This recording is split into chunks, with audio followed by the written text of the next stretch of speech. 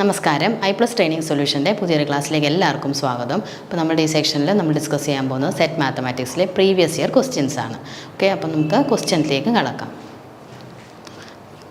First question, what is the value of definite integral -2 to 3 mod x + 1 dx? നമുക്ക് ഇതിൻ്റെ value കണ്ടുപിടിക്കണം. ഈ തന്നിരിക്കുന്ന ഇൻ്റഗ്രലിൻ്റെ വാല്യൂ കണ്ടുപിടിക്കണം. നോക്കിക്കേ, അതിൻ്റെ ലിമിറ്റ് എവിടെ മുതലാണ് പോയേക്കുന്നത്? -2 to 3 മുതലാണ് പോയേക്കുന്നത്. മോഡുലസ് ഫംഗ്ഷൻ ആണ് അല്ലേ? അപ്പോൾ -2 to 3 വരെ എന്നുള്ള ആ ഒരു ഇൻ്റർവെല്ലിലാണ് നമുക്കിത് ഇൻ്റഗ്രേറ്റ് ചെയ്യേണ്ടത്.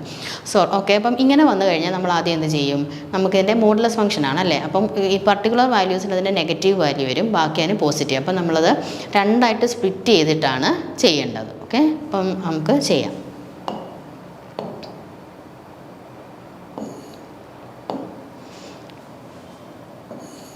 ഓക്കെ, അതായത് integral -2 to 3 modulus of x + 1 dx എന്നല്ലേ. ഓക്കെ, എവിടെ ഇപ്പോൾ ഇത് നോക്കിക്കേ, ഈ എക്സിന് ഏത് വാല്യൂസ് വരെയാണ് ഇതിന് നെഗറ്റീവായിട്ട് വരാൻ സാധ്യതയുള്ളത്? നമുക്ക് എക്സിന് -1 കൊടുത്തു കഴിഞ്ഞാൽ ഇതങ്ങ് 0 ആയിപ്പോവും അല്ലേ. 0 മുതൽ പിന്നെ 1 അങ്ങോട്ട് 2 എല്ലാം പോസിറ്റീവ് വാല്യൂസാണ് വരുന്നത്.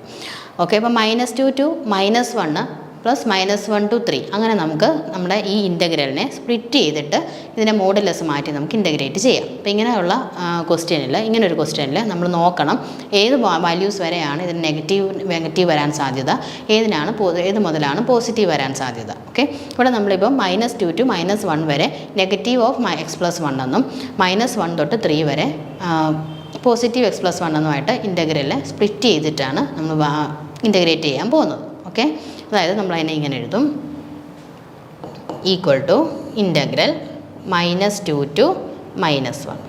ഓക്കെ, -2 to -1 എന്താണ് അപ്പോൾ വാല്യൂ? -(x + 1) ആകും. -(x + 1) dx plus integral -1 to എവിടെ വരെയാണ് നമ്മളുടെ ലിമിറ്റ് പോകുന്നത്? 3 വരെ. 3 പിന്നെ അതിനെല്ലാം പോസിറ്റീവ് വാല്യൂസാണ് കേട്ടോ. അപ്പോൾ നമ്മൾ എന്താ എഴുതത്തുള്ളൂ? x + 1 dx എന്നേ എഴുതുകയുള്ളൂ. ഓക്കെ, മനസ്സിലായല്ലോ. അതായത് integral -2 to 3 modulus of x + 1നെ നമ്മളെങ്ങനെ സ്പ്ലിറ്റ് ചെയ്തു? -2 to -1. അതായത് -2 to -1 വരെ ഇതിൻ്റെ വാല്യൂസ് നെഗറ്റീവ് ആയിരിക്കും. -(x + 1) dx പ്ലസ് -1 to 3 അതിൻ്റെ പോസിറ്റീവ് വാല്യൂസ് ആയിരിക്കും. ഓക്കെ, ഇങ്ങനെ സ്പ്ലിറ്റ് ചെയ്തിട്ട് വേണം ഇൻ്റഗ്രേറ്റ് ചെയ്യാൻ. ഇനി ഇപ്പം നമുക്ക് ഇൻ്റഗ്രേറ്റ് ചെയ്താൽ മാത്രം മതി. ഓക്കെ, ഇങ്ങോട്ട് ചെയ്യാമേ. ഈക്വൽ ടു മൈനസ് ഇനി പുറത്തെടുത്തു. ഇനി എക്സിൻ്റെ എന്താണ്? എക്സിൻ്റെ ഇൻ്റഗ്രേറ്റ് ചെയ്ത് എക്സിൻ്റേത് x² / 2 ആണ്. അപ്പോൾ നമ്മളത് എഴുതുന്നു x²/2. ഇനി ഈ മൈനസാണ് ഈ പുറത്തെടുത്തേക്കുന്നത് കേട്ടോ. 1ൻ്റേത് എന്താണ്? x ആണ്. ഓക്കെ, അപ്പോൾ ലിമിറ്റ് കൊടുക്കാം. -2 to -1 കൊടുത്തു. പ്ലസ് അതും ആ ഇൻ്റഗ്രലും അതുപോലെ തന്നെ x²/2 പ്ലസ് x -1 to 3 കൊടുത്തു. ഓക്കെ, ഇവിടെ പോസിറ്റീവ് വാല്യൂ. ഇനി നമുക്ക് എന്ത് കൊടുത്താൽ മതി? Upper limit minus lower limit ഇട്ട് കൊടുത്ത് വാല്യൂ കണ്ടുപിടിക്കുക എന്നുള്ളതാണ് നമ്മളിനി അടുത്തത് ചെയ്യേണ്ടത്. എന്നിട്ട് -1 ഇവിടെ അപ്പർ ലിമിറ്റ് -1 അല്ലേ. അപ്പം എന്താണ്? -1ൻ്റെ സ്ക്വയർ 1/2 പ്ലസ് ഇവിടെ -1 തന്നെ കൊടുക്കണം അല്ലേ. മൈനസ് ഇതാണ് അപ്പർ ലിമിറ്റ് നമ്മൾ കൊടുത്തു. ഇനി മൈനസ് ലോവർ ലിമിറ്റ് കൊടുക്കണം. -2ൻ്റെ സ്ക്വയർ 4 ആണ്. 4/2 ഇവിടെ എക്സിൻ്റെ സ്ഥാനത്ത് -2 ഇട്ട് കൊടുക്കാം ആണല്ലോ. പ്ലസ് എന്താ? x²/2 ഇവിടെ അതേപോലെ തന്നെ 3² അല്ലേ. അപ്പോൾ 9/2 പ്ലസ് 3 മൈനസ് ഇനി -1ൻ്റെ തൊട്ട് -1ൻ്റെ സ്ക്വയർ 1 ആണ്. 1/2 പ്ലസ് -1 കേട്ടോ. ഓക്കെ, ഇത്രയും കൊടുത്തല്ലോ. ഈക്വൽ ടു ഇങ്ങോട്ട് എഴുതുവാണേ.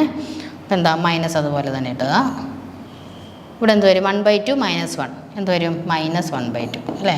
-1/2 4/2 എന്നുള്ളത് അങ്ങ് 2 ആവും. 2 - 2 ഇതങ്ങ് 0 ആയി പോകും കേട്ടോ. 0 ആയി പോകും. പ്ലസ് ഇവിടെ എന്താ വരുന്നത്? 9/2 പ്ലസ് 3 ഇത് പ്ലസ് 1/2 വരും. 1/2 -1 -1/2 -1 പ്ലസ് 1/2 വരും. ഈക്വൽ ഇങ്ങോട്ട് എഴുതാമേ. എന്ത് വരും? ഇവിടെ എന്ത് വരും? -(-) ഇവിടെ 0 അല്ലേ. അപ്പം -(-1/2) പ്ലസ് 1/2 വരും. പ്ലസ് 1/2 പ്ലസ് ഇതെല്ലാം പിന്നെ അതേപോലെ തന്നെ 9/2 പ്ലസ് 3 പ്ലസ് 1/2. 1/2 + 1/2 1 വരും അല്ലേ. 1/2 + 1/2 1 ആണ്. 3 + 1 4 ആണ്. 9/2 + 4 എന്താ വരുന്നത്? 9 + 8/2 അല്ലേ. 9 + 8/2 എന്ത് വരും? 17/2. 17/2 ആണ് ഫൈനൽ ആൻസർ കിട്ടുന്നത്. 17/2 ആണ് ലാസ്റ്റ് ആൻസർ. ഓക്കെ, അപ്പോൾ നമുക്ക് ഈ അപ്പർ ലിമിറ്റൊക്കെ ഇട്ട് കൊടുക്കുമ്പോൾ നെഗറ്റീവ് സൈന് അതൊക്കെ വളരെ ശ്രദ്ധിച്ചിട്ട് കൊടുക്കുക, എങ്കിൽ മാത്രം നമുക്ക് കറക്റ്റ് ആൻസറിലേക്ക് എത്തിച്ചേരാൻ പറ്റത്തുള്ളൂ. അപ്പോൾ നമ്മുടെ ആൻസർ എന്താണ്? ഓപ്ഷൻ ഡി 17/2 ആണ് കറക്റ്റ് ആൻസർ. ഓക്കെ, മനസ്സിലായല്ലോ. അപ്പോൾ ഇങ്ങനൊരു ഇൻ്റഗ്രേറ്റ് വന്നു കഴിഞ്ഞാൽ ഡെഫിനിറ്റ് ഇൻ്റഗ്രലിൻ്റെ ഒരു ക്വസ്റ്റ്യൻ സെറ്റിൽ എപ്പോഴും ചോദിക്കുന്നതാണ്.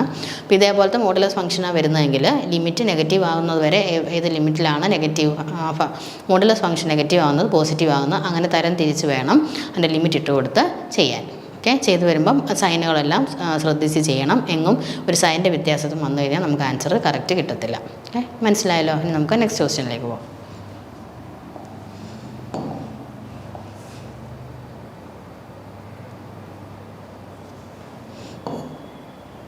ഓക്കെ, അപ്പോൾ ഇതിൻ്റെ ആൻസറാണിത് 17/2 കേട്ടോ. 17/2. ഓക്കെ, ഈ നെക്സ്റ്റ് ക്വസ്റ്റ്യൻ വായിച്ച് നോക്കിയേ. അതാണ് next question. 2 persons sit in at a round table along with 10 others. What is the probability that the 2 persons always sit together? ഈ റൗണ്ട് ടേബിളിൽ പേഴ്സൺസിനെ അറേഞ്ച് ചെയ്യുന്ന ചോദ്യം മിക്ക സെറ്റ് ക്വസ്റ്റ്യൻസിലും കാണുന്നതാണ്. ഓക്കെ, അപ്പോൾ ഇത് ഇങ്ങനത്തെ ഒരു ടൈപ്പ് ചോദ്യം പല ടൈപ്പിലേ ഉണ്ട് ഇങ്ങനത്തേത്. ഈ റൗണ്ട് ടേബിളിൽ എങ്ങനെയൊക്കെ അറേഞ്ച് ചെയ്യുന്നതിന് പല ക്വസ്റ്റ്യൻസും ഉണ്ട് അല്ലേ. അപ്പോൾ പല ടൈപ്പിലെ ക്വസ്റ്റ്യൻസിലെ ഏതെങ്കിലും ഒരു ടൈപ്പ് എപ്പോഴും നമ്മുടെ സെറ്റ് എക്സാമിന് ചോദിക്കുന്നതാണ്. അപ്പോൾ ഓക്കെ, ഇവിടെ ചോദിച്ചിരിക്കുന്നത് ഇത് 2023 ഒരു ക്വസ്റ്റ്യനാണ്. കഴിഞ്ഞ സെറ്റിൻ്റെ ഒരു ക്വസ്റ്റ്യനാണ്. 2 persons sit in at a round table along with 10 others. What is the probability that the 2 persons always sit together? അതായത് 2 persons ആരുടെ കൂടെ സിറ്റ് ചെയ്യുന്നു? 10 others. അതായത് ടോട്ടൽ എത്ര പേഴ്സൺസ് ഉണ്ട് ഇവിടെ?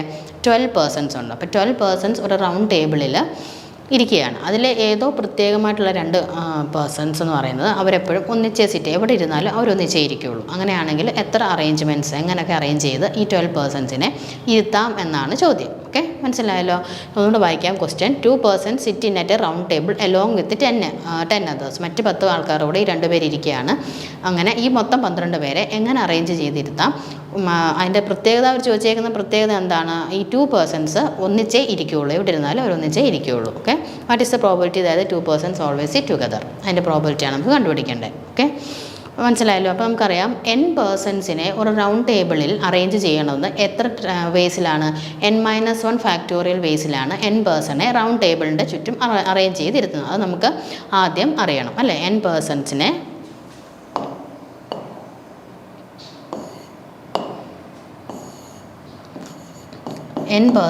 റൗണ്ട് ടേബിളിൻ്റെ ചുറ്റും അറേഞ്ച് ചെയ്യുന്നത് എത്ര വിധമാണ്? n-1 ഫാക്ടോറിയൽ വേസിലാണ് അറേഞ്ച് ചെയ്യുന്നത്. ആ ഒരു ഇതിലാണ് നമ്മൾ ഈ പ്രോബ്ലം സോൾവ് ചെയ്യുന്നത് കേട്ടോ. നമുക്ക് ഇപ്പോൾ എന്താണ്? ഹിയർ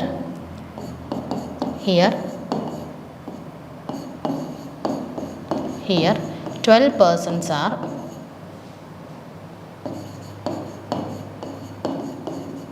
seated അല്ലേ. 12 persons are seated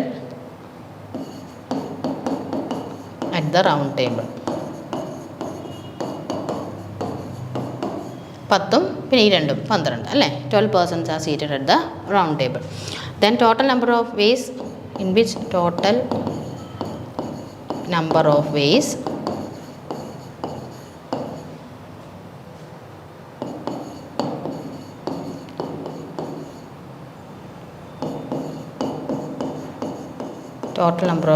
in which 12 persons can sit around a round table equal around round table. എങ്ങനെയാണ്? ഈക്വൽ ടു എത്ര വേസിലാണ് നമ്മൾ പറഞ്ഞത്? n പേഴ്സൺസ് ആണെങ്കിൽ n-1 ഫാക്ടോറിയൽ വേസിൽ. ഇവിടെ 12 പേഴ്സൺസ് ആകുമ്പം 12-1 ഫാക്ടോറിയൽ, അതായത് 11 ഫാക്ടോറിയൽ വേസിലാണ് ഈ 12 പേഴ്സൺസിനെ ഒരു റൗണ്ട് ടേബിളിൽ നമുക്ക് അറേഞ്ച് ചെയ്യാൻ പറ്റുക. ഓക്കെ, ഇനിയും നെക്സ്റ്റ് നമ്മൾ നോക്കുന്നത് ഇനി ഇത്രയും വേസിൽ നമുക്ക് ഇരുത്താം. ഇനി അവരെ അറേഞ്ച് ചെയ്യണമല്ലോ. ഈ 2 പേഴ്സൺസിനെ ഉണ്ടല്ലോ ഒറ്റ പേഴ്സൺ ആക്കി നമ്മൾ കണക്ക് കൂട്ടണം. 2 പേഴ്സൺസിനെ ഒറ്റ പേഴ്സണാക്കി കണക്ക് കൂട്ടിയാൽ അത്രയായി മൊത്തം 11 പേരാണ് അല്ലേ. ഈ 2 പേഴ്സൺസിനെ അവർ എന്താണ് അവരൊന്നിച്ചേ ഇരിക്കത്തുള്ളൂ. അപ്പോൾ അവരെ നമ്മൾ ഒറ്റ പേഴ്സണായിട്ട് കണക്ക് കൂട്ടുക. അപ്പോൾ എന്നിട്ട് അവരെപ്പോൾ എത്ര പേരുണ്ട്, ഇപ്പോൾ 11 ആൾക്കാരുണ്ട് ഇപ്പോൾ അല്ലേ. ഇപ്പോൾ 12 എന്നുള്ളതല്ല, ഈ 2 പേഴ്സൺസിനെ ഒറ്റ പേഴ്സണായിട്ട് കണക്കാക്കിയാൽ മൊത്തം 11 പേഴ്സൺ ഉണ്ട്. അവരെ എത്ര ഫാക്ടോറിയൽ ബേസിൽ അറേഞ്ച് ചെയ്യാം? 10 ഫാക്ടോറിയൽ ബേസിൽ അറേഞ്ച് ചെയ്യാം അല്ലേ. അപ്പോൾ ടോട്ടൽ നമ്പർ ഓഫ് വേസ് ആണ് നമുക്ക് കിട്ടിയിരിക്കുന്നത് 12 പേഴ്സൺസ്. അപ്പോൾ 11 ഫാക്ടോറിയൽ നമുക്ക് വേണം. നമുക്ക് പ്രോബബിലിറ്റി ആണ് അല്ലേ. Favourable conditions by total number of ways ആണ് നമുക്ക് വേണ്ടത്. അപ്പോൾ നമുക്ക് 11 ഫാക്ടോറിയൽ അവിടത്തേക്ക് വേണം. ഇനി ഈ ഫേവറബിൾ കണ്ടീഷൻസ് ആണ് നമ്മളിനി ചെയ്യാൻ പോകുന്നത്. അതായത് ഈ 12 പേഴ്സൺസിലെ ഈ 2 പേഴ്സണെ ഒറ്റ പേഴ്സണാക്കി കണക്കാക്കിയാൽ എത്ര ടോട്ടലുണ്ട്? 11 പേഴ്സൺസ് ഉണ്ട്. ഈ 11 പേഴ്സൺസിനെ നമുക്ക് എത്ര ബേസിൽ അറേഞ്ച് ചെയ്യാം? 10 ഫാക്ടോറിയൽ ബേസിൽ നമുക്ക് റൗണ്ട് ടേബിളിൻ്റെ ചുറ്റും അറേഞ്ച് ചെയ്യാവുന്നതാണ്. Now consider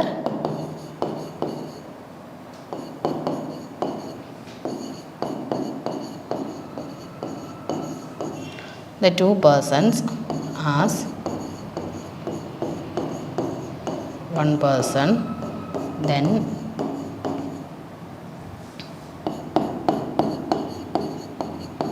eleven persons can be seated along with a round table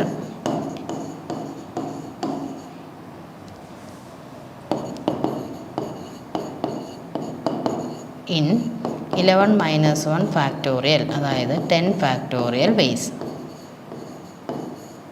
അല്ലേ. Consider the 2 person as 1 person. നമ്മൾ ഈ 2 പേഴ്സൺസിനെ ഈ തന്നിരിക്കുന്ന ഈ 2 പേഴ്സൺസിനെ ഒറ്റ ആളായിട്ട് കണക്ക് കൂട്ടിയാൽ മൊത്തം 11 പേഴ്സൺസ് ഉണ്ട്. അവരെ എങ്ങനെ അറേഞ്ച് ചെയ്യാം? നമ്മൾ ഈ സിറ്റ് ടുഗദർ എന്നുള്ള കൺസെപ്റ്റ് വന്നതുകൊണ്ടാണ് നമ്മൾ അങ്ങനെ 1 പേഴ്സൺ ആക്കി എടുത്തത് കേട്ടോ. 1 പേഴ്സൺ ആക്കി എടുത്താൽ മൊത്തം 11 പേഴ്സൺ. അവരെ നമുക്ക് ചുറ്റും റൗണ്ട് ടേബിളിൽ എങ്ങനെ അറേഞ്ച് ചെയ്യാം? 11 മൈനസ് 1 ഫാക്ടോറിയൽ, അതായത് 10 ഫാക്ടോറിയൽ ബേസിൽ അറേഞ്ച് ചെയ്യാം. ഓക്കെ, അപ്പോൾ ഇത്ര മനസ്സിലായല്ലോ. ഇത് ഞാൻ തുടച്ചിട്ടാണ് അടുത്ത് എഴുതുന്നത് കേട്ടോ. 12 പേഴ്സൺസ് ആണ് നമുക്ക് റൗണ്ട് ടേബിൾ വേണ്ടത്. ഒന്നുകൂടെ പറയാം, 12 പേഴ്സൺസ് ആണ് റൗണ്ട് ടേബിൾ അറേഞ്ച് ചെയ്യുന്നത്. അവരെ ടോട്ടൽ നമ്പർ ഓഫ് ബേസ് എന്ന് ചോദിച്ചാൽ 11 ഫാക്ടോറിയലാണ് നമുക്ക് അവരെ അറേഞ്ച് ചെയ്യാൻ പറ്റുക. പിന്നെ ഈ 2 പേഴ്സൺസിനെ ഒറ്റ പേഴ്സണാക്കി അറേഞ്ച് ചെയ്യുന്ന 10 ഫാക്ടോറിയൽ ബേസിൽ. ഓക്കെ, അപ്പോൾ നമുക്ക് ഇത് ടോട്ടൽ നമ്പർ ഓഫ് ബേസ് ആണ്. ഇനി ഇതിൻ്റെ ഫേവറബിൾ കണ്ടീഷൻസ്. ഇനി ഈ 2 പേഴ്സണെ തന്നെ തമ്മിൽ അറേഞ്ച് ചെയ്യുന്നത് 2 ഫാക്ടോറിയൽ ബേസിലാണ്. അതും കൂടെ നോക്കി വേണം നമുക്ക് ഫേവറബിൾ കണ്ടീഷൻസ് നോക്കാനായിട്ട് കേട്ടോ. അപ്പോൾ ഓക്കെ, ഇപ്പോൾ ഇതൊന്ന് വെച്ചു ഇവിടെ തന്നെ എഴുതാവേ. The 2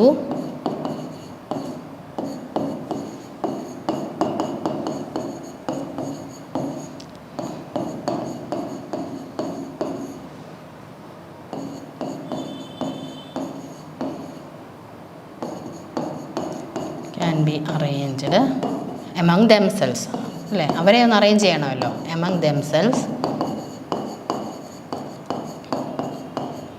in 2 factorial base. Okay, അപ്പോൾ അവരെ നമ്മൾ അങ്ങോട്ടും ഇങ്ങോട്ടും അറേഞ്ച് ചെയ്ത് 2 ഫാക്ടോറിയൽ ബേസിൽ അറേഞ്ച് ചെയ്ത് ഇരുത്തുന്നു. Therefore number of favourable events. നമുക്ക് ഫേവറബിൾ ഈവൻസ് എന്താണ്?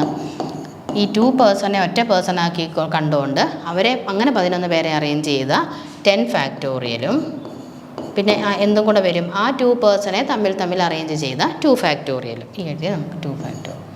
ഇതാണ് എന്ത് നമ്മുടെ ഫേവറബിൾ ഈവൻറ്റ്സ്. ഇനി നമുക്ക് ടോട്ടൽ പ്രോബബിലിറ്റി എഴുതാമല്ലോ. Total number of ways already നമ്മൾ കണ്ടുപിടിച്ച് വെച്ചിട്ടുണ്ടായിരുന്നു. എന്തായിരുന്നു അത്? 11 ഫാക്ടോറിയൽ എന്നല്ലേ. അപ്പോൾ നമുക്ക് ഫേവറബിൾ ഈവൻറ്റ്സും കിട്ടി. ഇപ്പോൾ favourable events by total number of ways ആണ് നമ്മുടെ പ്രോബബിലിറ്റി എന്ന് പറയുന്നത്. So required probability equal to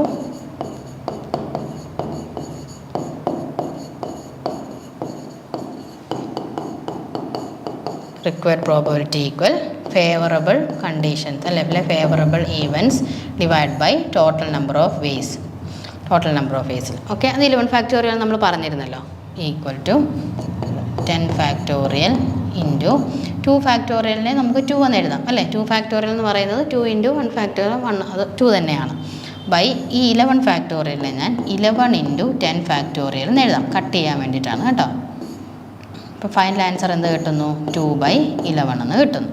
final answer എന്താണ്? 2/11. ഓക്കെ, ഉണ്ടോ 2/11? ഓപ്ഷൻ എ 2/11 ആണ് നമുക്ക് കിട്ടുന്ന ആൻസർ. ഓക്കെ, മനസ്സിലായല്ലോ. അപ്പോൾ എങ്ങനെയാണ് പേഴ്സൺസിനെ റൗണ്ട് ടേബിളിന് ചുറ്റും അറേഞ്ച് ചെയ്യുക എന്നുള്ളത് നോക്കണം കേട്ടോ. ഇതുപോലെ ഒരു സിറ്റ് ടുഗദർ ആണെങ്കിൽ അവരെ ഒരു പേഴ്സണാക്കി കണ്ടുകൊണ്ട് വേണം നമുക്ക് ഫേവറബിൾ ഈവൻസ് എഴുതാനായിട്ട്. അപ്പോൾ ഒന്ന് കുറയും, എന്നിട്ട് അതിൻ്റെ ഫാക്ടോറിയൽ എഴുതുക, പിന്നെ അവരെ തമ്മിൽ അറേഞ്ച് ചെയ്യുന്നതും കൂടെ ആ ഫേവറബിൾ ഈവൻസിൻ്റെ കൂടെ മൾട്ടിപ്ലൈ ചെയ്ത് എഴുതുക. അങ്ങനെയാണ് നമുക്ക് ഇവിടെ ഇത് കിട്ടിയിരിക്കുന്നത്. എന്നിട്ട് പ്രോബബിലിറ്റി എന്ന് പറഞ്ഞാൽ favourable events by total number of ways ആണ്, എഴുതി ചെയ്താൽ മതി. ഓക്കെ, അപ്പം ഒരു പേഴ്സൺസിൻ്റെ എണ്ണത്തിലൊക്കെ മാറ്റിയൊക്കെയാണ് ക്വസ്റ്റ്യൻസ് എപ്പോഴും ചോദിക്കാറുള്ളത്, അത് ശ്രദ്ധിക്കുക. അപ്പോൾ ഇത് മനസ്സിലായെന്ന് വിചാരിക്കുന്നു. നമുക്ക് നെക്സ്റ്റ് ക്വസ്റ്റ്യനിലേക്ക് പോകാം. അപ്പോൾ ഇതിൻ്റെ ആൻസർ എന്താണ്? ഇതാണ് കേട്ടോ, 2/11 ആണേ. ഓക്കെ, ഇനി നെക്സ്റ്റ് ക്വസ്റ്റ്യൻ നോക്കിക്കേ. Question number 3. If F and G are uniformly continuous on a set A, then which of the following is not true ആണ് ചോദിച്ചിരിക്കുന്നത് അല്ലേ. യൂണിഫോംലി കണ്ടിന്യൂസ് ആണ്. ഒരു രണ്ട് എഫും ആൻഡ് ജി എന്ന് പറയുന്നത് രണ്ട് യൂണിഫോംലി കണ്ടിന്യൂസ് ഫംഗ്ഷൻസ് ആണ് ഓൺ എ സെറ്റ് എ. ഒരു സെറ്റ് എയിൽ രണ്ട് യൂണിഫോംലി കണ്ടിന്യൂസ് ആയിട്ടുള്ള ഫംഗ്ഷൻസ് ആണ്. Then which of the following is not true, ഏതാണ് ട്രൂ അല്ലാത്തതാണ് ചോദ്യം. ഓപ്ഷൻസ് ഒന്ന് വായിച്ച് നോക്കിക്കേ. F plus G is uniformly continuous on A, F minus G is uniformly continuous on A, F into G is uniformly continuous on A, 1/f is uniformly continuous on A if F is bounded away from 0. Okay, അപ്പോൾ ഇതിലേതാണ് കറക്റ്റായിട്ട് വരിക? എഫും ജിയും രണ്ട് uniformly continuous functions ആണെങ്കിൽ നമുക്കറിയാം result ഉണ്ട്. എന്ത്? F plus G is also uniformly continuous on that set. അപ്പോൾ ഇത് ട്രൂ ആയിട്ടുള്ളൊരു സ്റ്റേറ്റ്മെൻ്റ് ആണ്. Okay, F plus G uniformly continuous on that set ആയിരിക്കും. ഇനി എഫ് മൈനസ് ജിയും യൂണിഫോംലി കണ്ടിന്യൂസ് ആയിട്ടുള്ളൊരു സെറ്റ് ആയിരിക്കും. ഓക്കെ, അപ്പോൾ ഇത് നമുക്കറിയാവുന്ന റിസൾട്ടാണ്. പക്ഷേ F into G product of two uniform കണ്ടു, എഫ് ഇൻറ്റു ജി നമുക്ക് എന്തല്ല യൂണിഫോംലി കണ്ടിന്യൂസ് ആകണമെന്ന് നിർബന്ധമില്ല കേട്ടോ. പക്ഷേ എഫ് കോമ്പോസിഷൻ ജി എപ്പോഴും എന്തായിരിക്കും? യൂണിഫോംലി കണ്ടിന്യൂസ് ആയിരിക്കും. എഫ് ഇൻറ്റു ജി അല്ല, എഫ് കോമ്പോസിഷൻ ജി എപ്പോഴും യൂണിഫോംലി കണ്ടിന്യൂസ് ആയിരിക്കും. അതുപോലെ തന്നെ ഇവിടെ നോക്കിക്കേ, ഇത് 1/f യൂണിഫോംലി കണ്ടിന്യൂസ് ആയിട്ട് ഉള്ള ഫംഗ്ഷനാണ്. കാരണം ഈ 1/fന് നമ്മൾ എഫിനെ എന്താണ് ബൗണ്ടഡ് അവേ ഫ്രം 0 ആണ് എടുത്തിരിക്കുന്നത്. സോ എന്താണ് ഇത് 1/fഉം ഒരു യൂണിഫോംലി കണ്ടിന്യൂസ് ആയിരിക്കും. ഓക്കെ, അപ്പോൾ F into G product of two functions ഒരിക്കലും അല്ല, പക്ഷേ കോമ്പോസിഷൻ ഫംഗ്ഷൻസ് യൂണിഫോംലി കണ്ടിന്യൂസ് ആയിരിക്കും കേട്ടോ. അപ്പോൾ എന്താണ് നമ്മുടെ ആൻസർ വരുന്നത്? നോട്ട് ട്രൂ എന്നല്ലേ ചോദിച്ചേക്കുന്നത്. അപ്പോൾ ഏതാണ് ആൻസർ വരുന്നത്? F into G is uniformly continuous on A, അതാണ് ട്രൂ അല്ലാത്ത സ്റ്റേറ്റ്മെൻറ്റ്. ബാക്കിയെല്ലാം യൂണിഫോംലി കണ്ടിന്യൂസ് ആവുന്നതാണ്.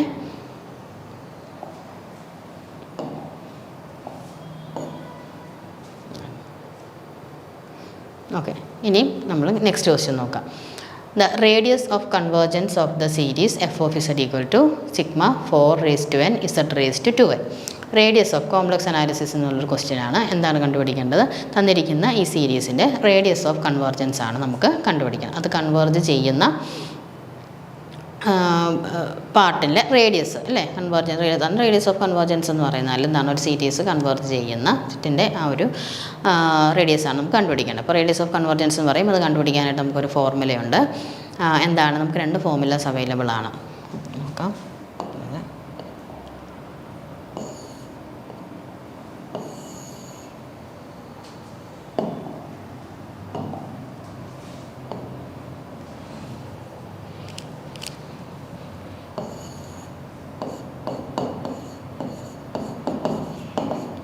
For the power series,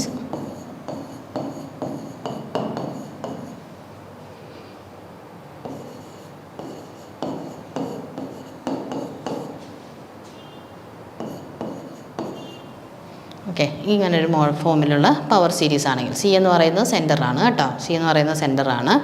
A എന്ന് പറയുന്നതാണ് നമ്മുടെ ഇവിടുത്തെ ഇത്. ഇങ്ങനെ എ എന്ന് പറയുന്നതിൻ്റെ ഈ എസ് മൈനസ് സി റേസ്റ്റ് ബീറ്റാൻ്റെ കോഎഫിഷ്യൻസ് എ എൻ. ഈ ഒരു ഫോമിലുള്ള power series severe C is the centre. Okay, radius of convergence is ഇങ്ങനെ. ഈ ഫോമിലുള്ള ഒരു പവർ സീരീസിന് റേഡിയസ് ഓഫ് കൺവേർജൻസ് എന്തായിരിക്കും? Convergence will be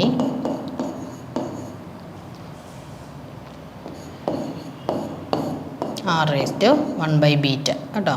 r raised to 1/beta ആയിരിക്കും. അതായത് നമ്മൾ റേഡിയസ് ഓഫ് കൺവേർജൻസ് കണ്ടുപിടിക്കണം. എന്നിട്ട് അതായിരിക്കത്തില്ല, r കണ്ടുപിടിക്കാനുള്ള ഫോർമുല ഉണ്ട്, അതിനകത്ത് നമ്മൾ അപ്ലൈ ചെയ്തിട്ട് നമ്മുടെ ആറിൻ്റെ വാല്യൂ കിട്ടും. അതായിരിക്കത്തില്ല ഈ ഒരു ഫോമിൽ വരുന്ന പവർ സീരീസിൻ്റെ റേഡിയസ് ഓഫ് കൺവേർജൻസ് എന്ന് പറഞ്ഞാൽ എന്തും കൂടെ ചെയ്യണം, ആർ ഹോൾ റേസ് ടു 1/βയും കൂടെ ചെയ്യണം. എങ്കിൽ മാത്രമേ റേഡിയസ് ഓഫ് കൺവേർജൻസ് കറക്റ്റ് ആവുകയുള്ളൂ. എങ്ങനെ വരുന്നു? an z minus a raise to βn. വെറും n അല്ല, എന്നിൻ്റെ കോഎഫിഷ്യൻ്റ് ആയിട്ട് ബീറ്റ ഉണ്ടെങ്കിൽ ഇവിടെ കണ്ടോ z raise to 2n, z raise to 2n, എന്നിന് ഒരു കോഎഫിഷ്യൻ്റ് ഉണ്ട്. സാധാരണ 4n z raise to n എന്നൊക്കെയാണ് ചോദിക്കുന്നതെങ്കിൽ ഇതിൻ്റെ ആവശ്യമില്ല. റേഡിയസ് ഓഫ് കൺവേർജൻസ് ഡയറക്റ്റായിട്ട് ആറ് കണ്ടുപിടിച്ചാൽ മതി. പക്ഷേ ഇങ്ങനെ z റേസ് ടു ബീറ്റ എന്നിന് കോഎഫിഷ്യൻ്റ് ആയിട്ട് ഉണ്ട് എന്നുണ്ടെങ്കിൽ, അതായത് ഈ ഫോമിലാണെന്നുണ്ടെങ്കിൽ, ഇവിടെ c0 ആണ് കേട്ടോ, സെൻറ്റർ ഇവിടെ 0 ആണ്. ഓക്കെ, അപ്പം അതുകൊണ്ടാണ് ഇവിടെ c ഇല്ലാത്ത, ഇവിടെ 0 ആയതുകൊണ്ടാണ്. ഇവിടെ an z minus c whole raise to beta എന്നുള്ള ഫോമിലുള്ള ഒരു പവർ സീരീസ് ആണെങ്കിൽ അതിൻ്റെ റേഡിയസ് ഓഫ് കൺവേർജൻസ് എപ്പോഴും r ഹോൾ റേസ് ടു 1/β ആയിരിക്കും. അപ്പോൾ അത് ഓർത്തോണം. അത് ഓർക്കാതെ നമ്മൾ ചെയ്ത് കഴിഞ്ഞാൽ ജസ്റ്റ് ഇത് ശ്രദ്ധിക്കാതെ നമ്മൾ റേഡിയസ് ഓഫ് കൺവേർജൻസ് മാത്രം കണ്ടുപിടിച്ച് വെച്ച് കഴിഞ്ഞാൽ നമുക്ക് ആൻസർ തെറ്റിപ്പോവും. അപ്പോൾ മനസ്സിലായല്ലോ ഇത്. അപ്പോൾ ഈ ഒരു ഫോമിലാണ് നമ്മൾ തന്നിരിക്കുന്ന ഈ പവർ സീരീസ് കിടക്കുന്നത് കേട്ടോ, ഓഫീസർ കിടക്കുന്നത്. ഓക്കെ, ദെൻ നമ്മുടെ ഓഫീസർ ഇതാണ് sigma 4 raise to n z raise to 2n. നമ്മൾ പറഞ്ഞു r റേസ് ടു 1/β ആണ് റേഡിയസ് ഓഫ് കൺവേർജൻസ് അല്ലേ. ഹിയർ ബീറ്റ എന്താണ്? ഹിയർ ബീറ്റ ഈക്വൽ ടു 2 ആണ്, ബീറ്റ 2 ആണ്. സോ റേഡിയസ് ഓഫ് കൺവേർജൻസ് എന്ന് പറയുന്നത് എന്ത് വരും?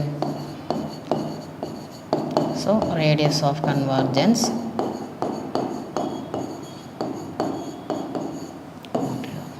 വിൽ ബി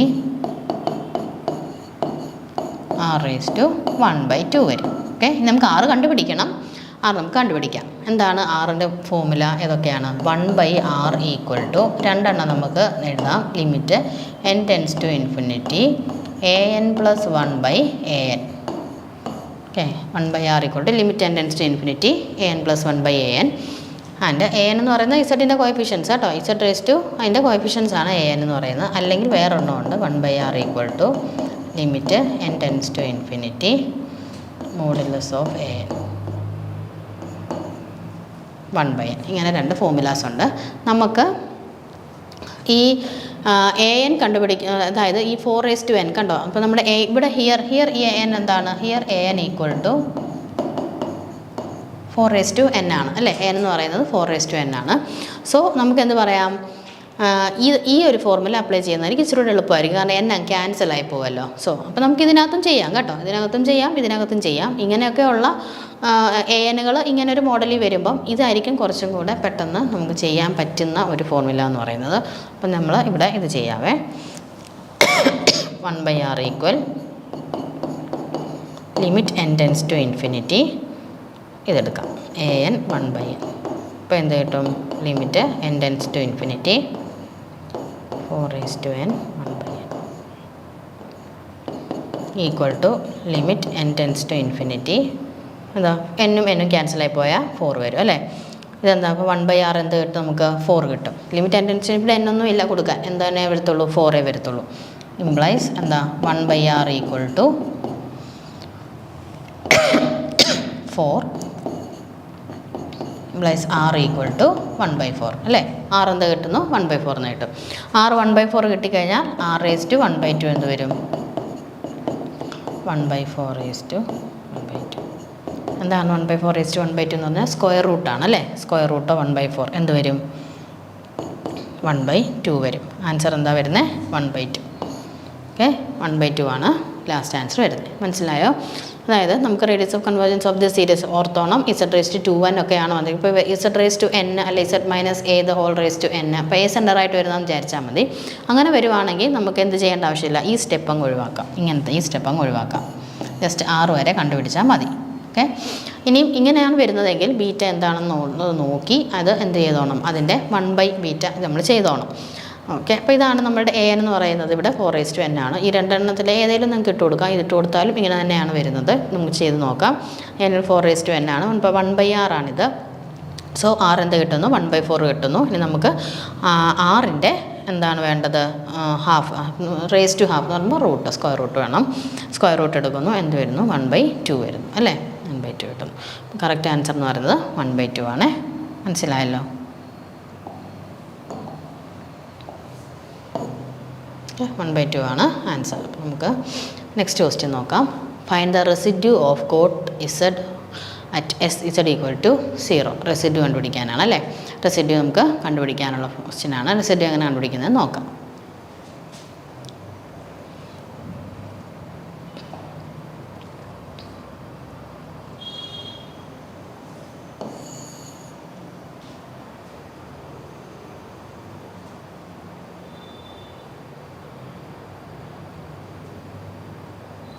ഓക്കെ, ഇവിടെ നിന്ന് പറയുന്ന റെസിഡ്യൂ എന്ന് പറയുമ്പോൾ ഇസഡ് ഈക്വൽ ടു 0, ഇസഡ് എന്ന് പറയുന്ന ഒരു പോളായിട്ട് വരും അല്ലേ. ഇവിടെ ഒരു ഇസഡ് എന്ന് പറയുന്നത് സിമ്പിൾ പോളാണ്. ഇസഡ് ഈക്വൽ ടു 0 ഒരു സിമ്പിൾ പോളാണ്.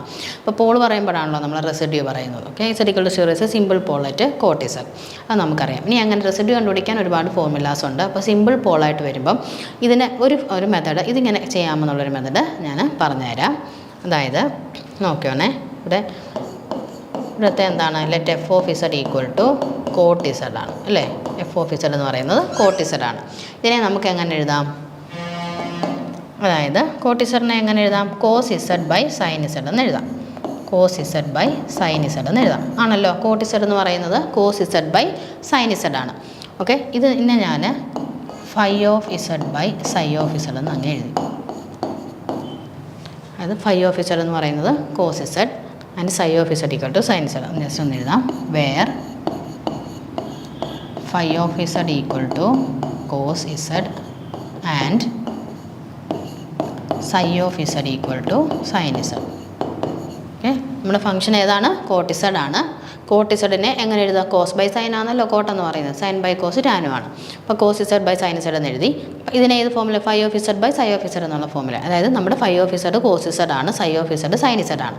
ഇനി നമുക്ക് റിസൾട്ട് ഉണ്ട്.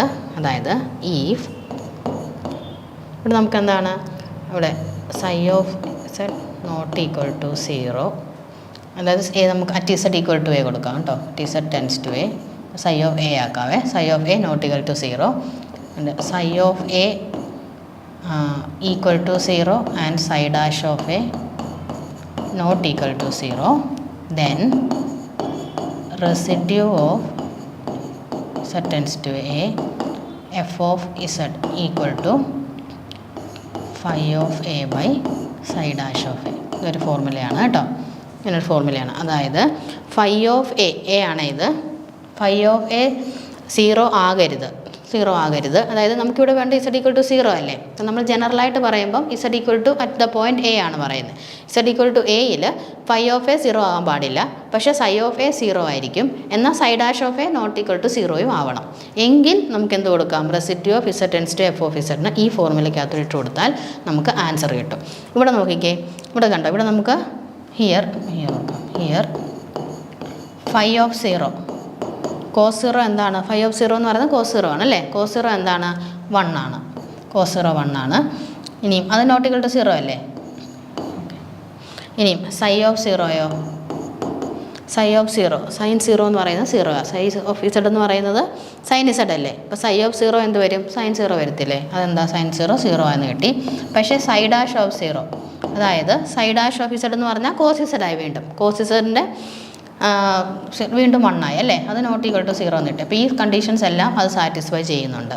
ദെയർഫോർ റെസിഡ്യൂ എന്ന് പറയുന്നത് എന്തായിട്ട് മാറും, therefore residue of Z tends to 0 F of Z എന്ന് പറയുന്നത് എന്താവുന്നാണ് പറഞ്ഞത്, phi of 0 by psi dash of 0. Phi of 0 എന്ന് പറയുന്നത് 1 ആണ്, സൈ ഡാഷ് ഓഫ് 0 എന്ന് പറയുന്നത് 1 ആണ്. 1/1 ഈക്വൽ ടു 1 ആണ്. മനസ്സിലായോ? അതായത് നമുക്ക് ഇതേപോലെ റെസിഡ്യൂ കണ്ടുപിടിക്കാനാണെങ്കിൽ നമ്മൾ ആദ്യം ഈ ഫോമിലാക്കാൻ പറ്റുമോ നോക്കണം. ഈ ഫോമിലാക്കാൻ പറ്റുന്നതാണെങ്കിൽ നമുക്ക് ഈ ഒരു മോഡൽ ചെയ്യാം. ഒരു കണ്ടീഷൻ ശ്രദ്ധിച്ചാൽ മതി, phi of Z at the pole, അത് സിമ്പിൾ പോളാണെന്ന് ഞാൻ പറഞ്ഞു. ഈ പോയിന്റിൽ നമ്മൾ ജനറലി എ എന്ന് എടുക്കുകയാണെങ്കിൽ ഫൈ ഓഫ് എ 0 ആകാൻ പാടില്ല, സൈ ഓഫ് എ എന്നാൽ 0 ആകണം, പക്ഷേ സൈ ഡാഷ് ഓഫ് എ 0 ആകാൻ പാടില്ല. ഇത്രയും കണ്ടീഷൻസ് ഈ ഫംഗ്ഷൻ സാറ്റിസ്ഫൈ ചെയ്യുവാണെങ്കിൽ നമുക്ക് റെസിഡ്യൂ എന്ന് പറയുന്നത് ഈ ഫോർമുലയിൽ കണ്ടുപിടിക്കാവുന്നതാണ് കേട്ടോ. Phi of A by psi dash of A. ഇവിടെ എക്ക് പകരം എന്താണെന്നേ ഉള്ളൂ, 0 ആണെന്നേ ഉള്ളൂ. ഓക്കെ, അപ്പം കറക്റ്റ് ആൻസർ നമുക്ക് എത്ര കിട്ടി, 1 ആണ്. ഇതിൻ്റെ കറക്റ്റ് ആൻസർ എന്ന് പറയുന്നത് 1 ആണ് ആൻസർ. ഓക്കെ, അപ്പം ഇന്നത്തെ ക്ലാസ്സിനായിട്ട് വൈൻഡ് അപ്പ് ചെയ്യാണ്. നമുക്ക് നെക്സ്റ്റ് ക്ലാസ്സിൽ അടുത്ത പ്രോബ്ലം ചെയ്യാം. Thank you.